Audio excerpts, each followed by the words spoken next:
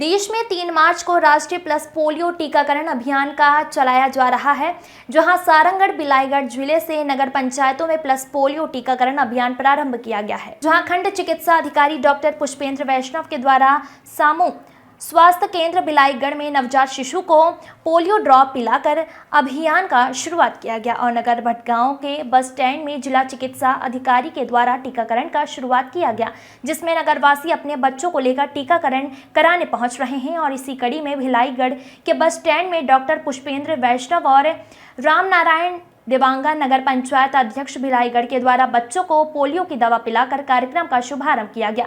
Field में visit के दौरान टीम के एक सदस्य बच्चों को लाने के लिए और एक सदस्य बूथ में रहने के लिए निर्देशित किया गया, ताकि अभी पहले ही दिन 100% बच्चों को पोलियो की दवा पिलाई जा सके। उन्होंने बताया कि ब्लॉक के लगभग 31,000 0 से लेकर 5 वर्ष के बच्चों को प्लस पोलियो आंगनवाड़ी सहायिका कार्यकर्ताओं और मोतानीनों के द्वारा स्कूल, उप स्वास्थ्य केंद्र, प्राथमिक स्वास्थ्य केंद्र, सामुदायिक स्वास्थ्य केंद्र, सार्वजनिक भवनों में पिलाया जा रहा है। Bureau report.